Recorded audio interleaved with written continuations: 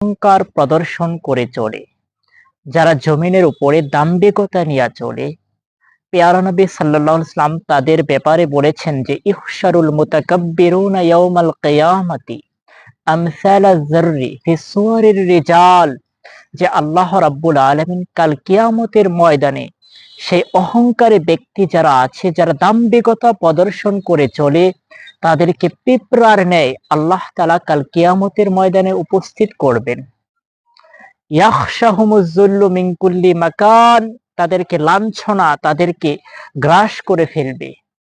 নবীজি বলেন ফায়ুসাকুনা ইলা সিজনি ফি জাহান্নাম, তাদেরকে জাহান্নামের দিকে টেনে নেওয়া হবে, তাদেরকে জাহান্নামের মধ্যে নিক্ষেপ করা হবে।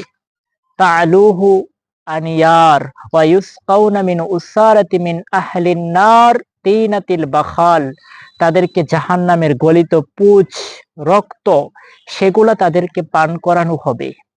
তাহলে অহংকার, দাম্ভিকতা এগুলা ছেড়ে দেওয়া। আল্লাহ তাআলা আমাদেরকে যেন এগুলা পরিহার করে থাকার তৌফিক দান করেন, আমিন। আসসালামু আলাইকুম ওয়া রাহমাতুল্লাহি ওয়া বারাকাতুহু।